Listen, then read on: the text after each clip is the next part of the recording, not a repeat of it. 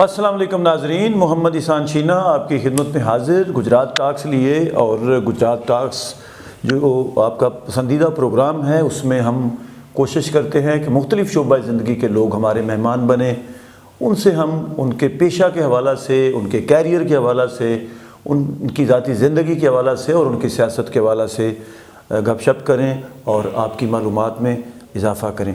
آج کے ہمارے جو مہمان ہیں، یہ ویسے تو گجرات کی سیاست و وکالت کے دو جو مختلف میدان ہیں ان میں کسی تعارف کے محتاج نہیں ہیں۔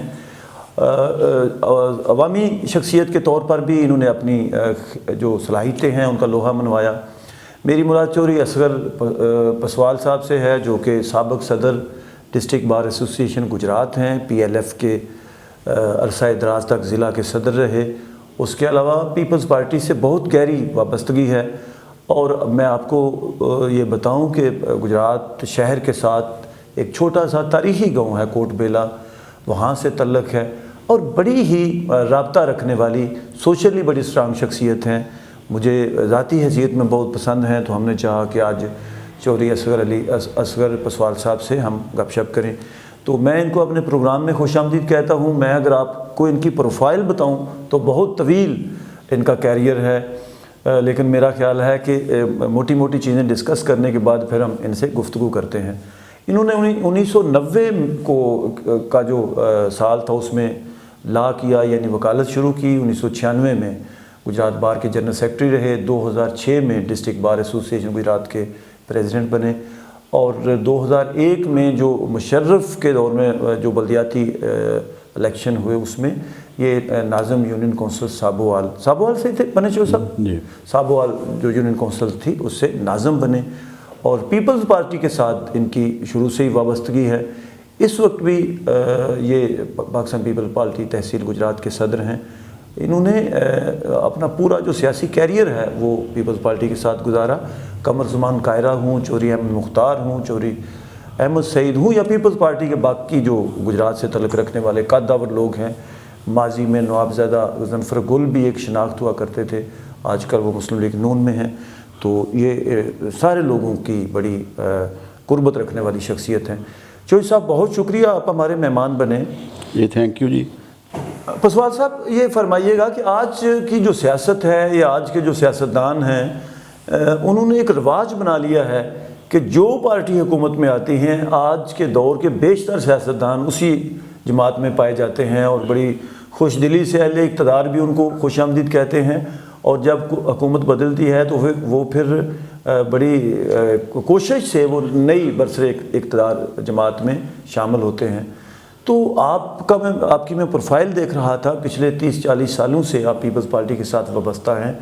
کبھی ڈگمگایا نہیں، کبھی دل نہیں چاہا، کبھی پاؤں جو ہے لرزش نہیں آئی اس میں کہ کسی اور صاحب اقتدار شخصیت کے ہم رکاب ہوں؟ آپ نے ساری عمر پیپلز پارٹی کے ساتھ گزار دی۔ بسم اللہ الرحمن الرحیم۔ سب سے پہلے تو میں شینا صاحب آپ کا اور آپ کی ٹیم کا بے حد مشکور ہوں کہ آپ نے مجھے موقع دیا کہ میں آپ کے ساتھ ایک نشست کروں، اور قومی لیول پہ اور ضلعی لیول پہ جو سیاست ہے یا میری ذات کے حوالے سے اس پر ڈسکس کی جائے۔ جو آپ نے سوال کیا ہے یہ بڑا امپورٹنٹ سوال ہے ہمارے ملک کی سیاست میں۔ آپ نے جو سوال کیا نا کہ جب نئی گورنمنٹ آتی ہے تو کافی لوگ جو ہوتے ہیں ان کے ساتھ تیار ہوتے ہیں، ادھر چلے جاتے ہیں۔ بالکل ایسے ہی ہے، آپ اپنے ضلع کو دیکھ لیں کہ بہت زیادہ لوگ، جب میں نے سیاست شروع کی تھی 1990 سے تو دو ہی پارٹیاں تھیں ادھر ضلع گجرات میں، ایک پیپلز پارٹی، ایک مسلم لیگ کاف۔ تو یا بندے سے پوچھتے آپ کس پارٹی سے، وہ کہتے تھے یا میں پیپلز پارٹی، دوسرا کہتا تھا میں مسلم لیگ، دوسری نہیں تھی۔ یہ تو 2014-15 کے بعد یہ آئی ہے نا تیسری پارٹی۔ تو اس وقت میں نے جب یہ سیاست شروع کی تھی گجرات میں تھوڑا سا چودھری جو تھے، چودھری برادران جو گو پیپلز پارٹی بہت مقبول جماعت تھی۔ 93 میں انہوں نے کلین سویپ کیا تھا پیپلز پارٹی نے 1993 جنرل الیکشن میں، اور گورنمنٹ بھی مرکز میں بنائی۔ اس کے بعد 88 میں بھی ان کی سیٹیں کافی آ گئی تھی، 50% پیپلز پارٹی، بینظیر صاحبہ کی شہادت ہوگی۔ پھر اس کے بعد بھی پیپلز پارٹی نے اچھا پرفارمنس کی ضلع گجرات میں۔ تو یہ اس وقت تو یہ نہیں اس طرح کا ماحول تھا، لیکن میں دیکھتا ہوں کہ بعد میں یہ گجرات میں خاص کر کے، چلو ہم ضلع کی بات کر لیتے ہیں، کو یہ ہوتا تھا کہ جب میں نے شروع سے دیکھا تھا تو چودھری صاحبان کی سیاست سے وہ ڈومینیٹ کرتی تھی 2 ضلعوں میں، دو حلقوں میں. ٹھیک ہے. وہ ان کا تھوڑا سا سٹائل بھی اور طرح کا تھا، جو کہ یہ جن میں نوابزدگان ہے اور یہ کنجاب والی سیٹ. ٹھیک ہے. تو ادھر یہی ہم سنتے تھے کہ جی انہوں نے ایجنٹ نہیں بیٹھنے دیے، انہوں نے یہ کر دیا، پرچے کروا دیا اپنے مخالفوں کے خلاف، اور بہت زیادہ تنگ کرتے تھے، بالکل کرتے تھے، اس میں کوئی دوسری رائے نہیں ہے. تو اس کے بعد پھر ہم نے دیکھا کہ کوئی لوگ تھے نا جو کمزور دل کے لوگ ہوتے تھے، وہ پارٹیاں کافی بدل دیتے تھے، تنگ کر کے دوسری پارٹیوں میں چلے جاتے تھے. اور اگر میں مثال دوں تو اب بہت زیادہ ہماری فیملی ہیں یا بہت زیادہ لوگ ہیں جنہوں نے پارٹی چھوڑی، پارٹی بدلی، اور ہر الیکشن میں بدلتے ہیں. اور کافی گاؤں میں بڑے بڑے جو نام ہیں، انہوں نے میرے خیال 15-20 سال میں ہم نے دیکھا ہے کہ وہ 3 پارٹیاں انہوں نے بدلی ہیں. ایک دفعہ چودھری کے ساتھ، ایک دفعہ نوابزادہ صاحب کے ساتھ، ایک دفعہ اس طرف، ایک طرف اس طرف. یہ ہے سٹائل لوگوں کے میں، میرے خیال یہ نظریات کی کمی ہے، نظریاتی سیاست نہیں ہے نا. ٹھیک ہے. اس وجہ سے کیونکہ لوگ دیکھتے ہیں کہ ہمارے یہ ایک بہت بڑا مسئلہ ہے ہماری قوم کا اور ہمارے ملک کا، کہ کہتے ہیں جی ہم نے کام کروانے ہیں، سڑکیں بنوانی ہیں، اسکول بنوانے ہیں. کام نہیں ہوتے، جو حکومتی جماعت ہوتی ہے اس کے ساتھ ہو جائے، ان کو ووٹ دے دیے، اینڈ پہ دیکھ لیا کون سے جیت رہا ہے، ان کو ووٹ دیے اور ان سے کام کروانے ہیں. وہ کام کروانے میں سلسلے میں پھر اس لیے نظریہ نہیں ہوتا. کام پھر آپ کا بنیادی ضرورت ہے، لیکن جو آپ جیسے پڑھے لکھے لوگ ہیں وہ یہ کہتے ہیں کہ گلی نالی جو ہے، جو بڑا سیاستدان ہے اس کا یہ کام نہیں ہے کہ وہ گلیاں بنوائے. اس نے قوم کو نئی راہ دکھانی ہے، اس نے قوم کو حوصلہ دینا ہے، اس نے قوم کو حقیقی مسائل سے آگاہ کرنا ہے. آپ ان دونوں جو رائے ہے، ایک تو وہ رائے ہے جو گلی نالی والی ہے، جس پہ مبینہ طور پر چودھری عمل کرتے ہیں، چودھری برادران کی بات کر رہا ہوں. اور دوسرا نظریہ وہ ہے جو پہلے پیپلز پارٹی بات کرتی تھی اور آج کل پی ٹی آئی بھی اس حوالے سے بات کرتی ہے، جی ہم ایک نظریاتی سیاسی جماعت ہیں. تو دونوں میں سے آپ کس کو درست سمجھتے ہیں؟ نہیں، پہلی بات تو جو آپ نے پہلے بات کی ہے نا کہ یہ لیجسلیشن کام ہے قومی سیاستدانوں کا، اور یہ ایسے کیوں ہوتا ہے؟ بات یہ ہے کہ یہ قومی سیاست ہے نا، دیکھ لیں پیپلز پارٹی کی گورنمنٹ تو 1977 کے بعد آئی نہیں پنجاب میں، تو نون لیگ کی گورنمنٹ رہی ہے، کاف لیگ کی رہی ہے. جی. تو نون لیگ کا میرے خیال میں کبھی بھی انہوں نے جو بلدیاتی الیکشن ان کا دل ہی نہیں کرتا کروانے کو. اگر وہ کروا دیں تو ان کی ٹرم ہی پوری نہیں کبھی. نون لیگ کا ایسا ریکارڈ نہیں. ہاں، ایسا ان کا ریکارڈ اس میں نہ اچھا نہیں ہے کہ بلدیاتی نمائندے وہ چاہتے ہی نہیں ہیں. ان کے ایم پی جو پسند نہیں کرتے، ان کے وہ کہتے ہیں جی ہمارے کام کہاں سے، اگر فنڈ یہ لے جائیں گے تو ہم کیا کریں گے. مشرف نے تو کروا دیے تھے، حالانکہ وہ عامر کہتے تھے اس کو، ڈکٹیٹر کہتے تھے، لیکن 2 بلدیاتی الیکشن اس نے نہیں. اس میں آپ کو بتاتا ہوں، جو مشرف نے الیکشن کروایا تھا نا، میرے خیال میں جو 90 سے میں نے بھی 2-3 بلدیاتی الیکشن لڑے ہیں، اور چلو دیکھ بھی رہے ہیں کیسے ہوتے ہیں، کیا طریقہ کار ہے، کیا نظام ہے. تو جو مشرف نے الیکشن کروائے تھے، میں کہتا ہوں کہ بلدیاتی نظام کے وہ سب سے اچھے الیکشن تھے. وہ مجھے اس سے، میں اس کو ویسے پسند نہیں کرتا، کوئی ڈکٹیٹر تھا، اس نے آئین توڑا تھا اور زبردستی گورنمنٹ بنائی ہوئی تھی، میں اس کو اس لائق تو نہیں کرتا. لیکن جو اس نے نظام دیا تھا نا بلدیاتی، یہ اس نے بہت اچھا نظام دیا تھا. اس میں یہ تھا کہ اس نے ان کو جو پاکستان کا آئین تھا نا، اس کے شیڈول 6 میں اس کا حصہ بنا دیا. وہ 10 سال 2001 سے لے کے 10 تک اس کا حصہ رہا.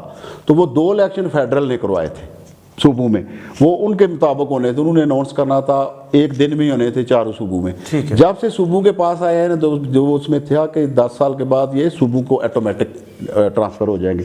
جب سے صوبوں کے پاس آئے ہیں انہوں نے اپنا نظام بنا لیا، جو ان کو سوٹ کرتا ہے اس طرح کی وہ امینڈمنٹ کر لیتے ہیں، اس طرح کی وہ یہ کام چلا رہے ہیں. تو لیکن نون لیگ نے تو کبھی بھی نہیں چاہا کہ بلدیاتی الیکشن. آپ کی اس بات سے مجھے اندازہ ہوا کہ وہ مشرف صاحب والا بہتر نظام، بلدیاتی نظام تھا، وہ بہتر تھا. اور اگر اسی کو ٹرائی کیا جائے تو یقیناً نتائج پھر اچھے ہی نکلیں گے. بالکل، میں سمجھتا ہوں وہ بہتر نظام تھا اس سے. یہ تو کروانے نہیں چاہتے نا. چلیں. اچھا، آپ سے میں یہ جاننا چاہتا ہوں کہ چودھری احمد مختار سابق وفاقی وزیر، اللہ تعالیٰ ان کو جنت میں جگہ دے، آپ ان کے بڑے قریبی ساتھی رہے، بہت شب و روز آپ کا ان سے رابطہ رہتا تھا. کیا ایسی خصوصیات تھی چودھری احمد مختار میں جن کی وجہ سے آپ کا ان کو ملے بغیر اور ان کا آپ کو ملے بغیر گزارا نہیں ہوتا تھا، کیا وجہ تھی؟ ویسے جی اللہ تعالیٰ ان کو جنت نصیب کرے. چودھری احمد مختار صاحب نے 1990 میں جو قومی اسمبلی کا الیکشن تھا اس میں پارٹیسپیٹ کیا تھا. وہ پہلا الیکشن تھا چوہری صاحب کا. تو میں بھی لا کر کے آیا ہوا تھا. میں نے بھی وکالت ابھی شروع ہی کی تھی، 7-8 ماہ ہوئے تھے. تو ان کا الیکشن آ گیا.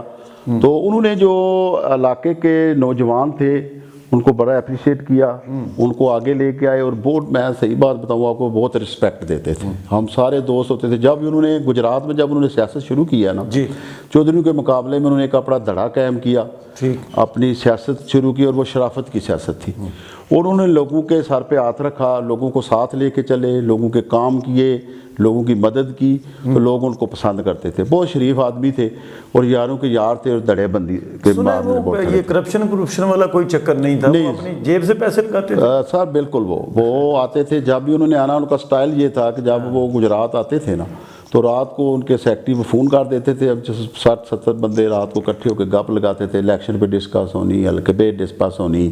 سارا اچھا ماحول تھا. بڑا وہ رسپیکٹ دیتے تھے ہر ایک کو اپنی جگہ پہ. لیکن پتہ آپ کو تو پتہ ہے نا، گجرات کی سیاست تو بہت مشکل ہے، بہت ٹف سیاست ہے. اور وہ لوگوں کے کام، لوگوں کی نوکریاں، اس طرح کے معاملات.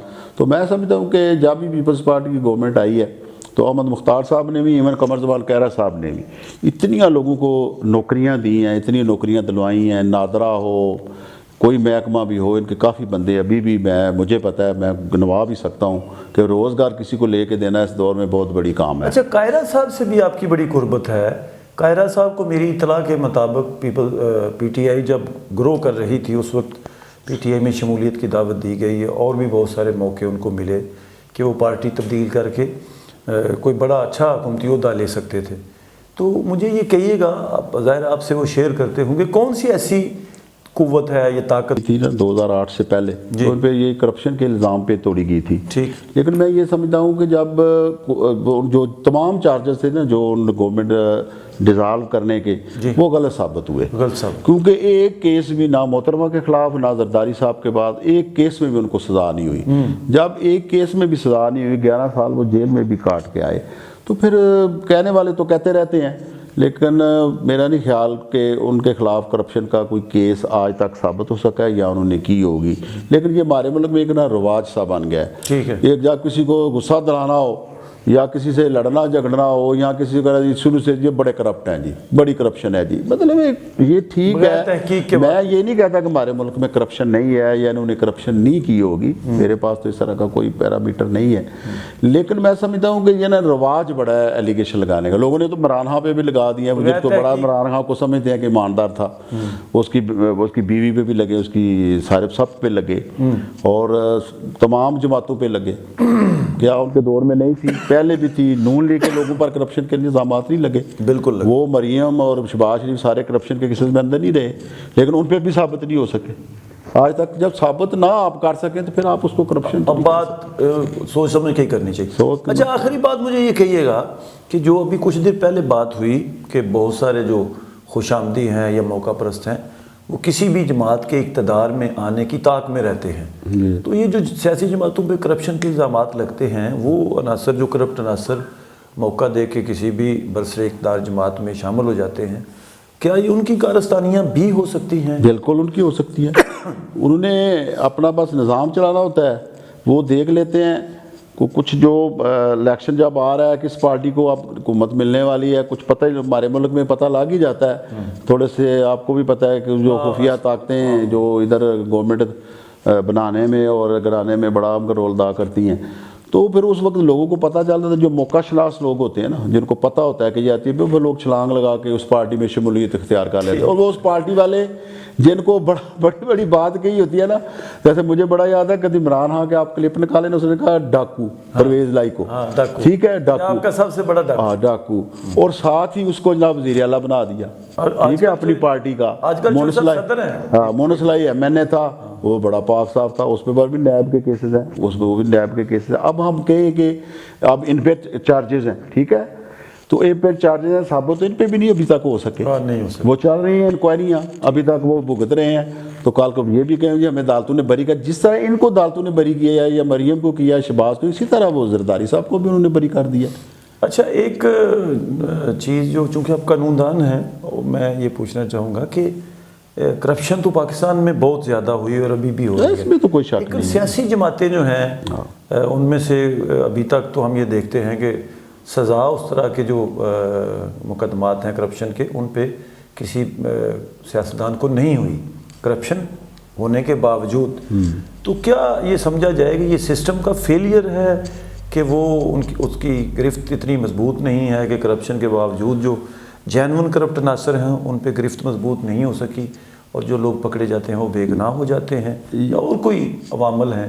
یہ آپ کی بات بالکل ٹھیک ہے، میں آپ کو بتاتا ہوں۔ یہ جو جب یہ کرپشن کے چارجز ہوتے ہیں نا، جی، تو جو پراسیکیوشن سائڈ ہوتی ہے نا، استغاثہ جسے ہم کہتے ہیں، کیونکہ میں خود وکیل بھی ہوں، اس کی بہت لکونیت اور بہت کمزوریاں ہوتی ہیں۔ کمی بیشی رہ جاتی ہے۔ جب وہ اس عہدے پہ ہوتے ہیں، وہ تفتیشی افسر ہوں یا جو ایجنسیاں ہوں، تو وہ کیسز بناتے ہیں، اس کی خبریں بڑی بڑی گرم گرم آتی ہیں، لوگ بڑا میڈیا بیٹھ کے ٹی وی پہ کاغذات دکھائے جاتے ہیں، ڈاکومنٹس دکھائے جاتے ہیں، جی بڑا یہ کرپشن ہوگی، جی وہ ہوگی، وہ ساتھ کیس بن گیا، کورٹ میں چلا گیا، آپ نے جو کرنا تھا کر دیا، اب کورٹ نے سزا دینی ہے ڈاکومنٹس پہ، آپ کے ایویڈنس پہ۔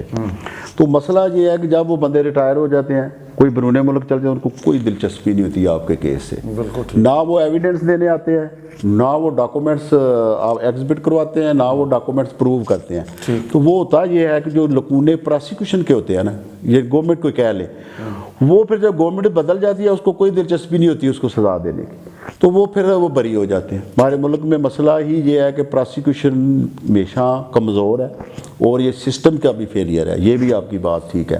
اس سسٹم فیل ہونے کی وجہ ہی پراسیکیوشن اور سسٹم دونوں ایک ہی چیز ہیں، اور اسی وجہ سے یہ کرپٹ عناصر بچ جاتے ہیں، اور وہ ملک ہمارے ہاں جو حالات آج سے 30-35 سال پہلے دیکھے ہیں وہیں آج ہیں، اور اسی طرح وہ ایک نظام سسٹم چل رہا ہے۔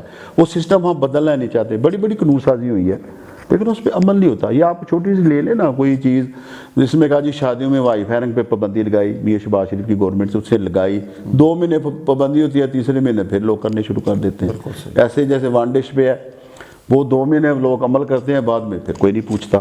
اس طرح وہ قانون بناتے تو ہیں، نافذ بھی کرتے ہیں، لیکن بعد میں نا اس پہ سختی سے عمل نہیں ہوتا۔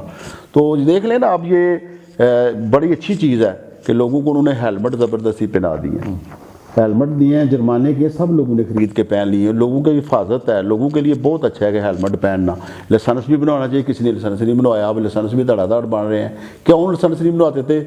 وہ پیسے لیتے تھے، لوگ پیسے نہیں دے سکتے، اس لیے نہیں لائسنس بنتے تھے۔ یہ اس میں یہ پھر ہم بڑی لمبی بحث میں کر سکتے ہیں کہ یہ نظام کا فیلئر ہے، یعنی سمجھتے ہیں کہ جو سسٹم کا جو حکومت ہے، حکومت وقت ہے، وہ کسی بھی جماعت کی ہو، حکمرانوں کو بھی اس حوالے سے سنجیدگی کا مظاہرہ کرنا ہوگا، جی بالکل، اور جو متعلقہ ادارے ہیں ان کو بھی دیانتداری سے کام کرنا۔ یہ ایسے ہی ہے بس۔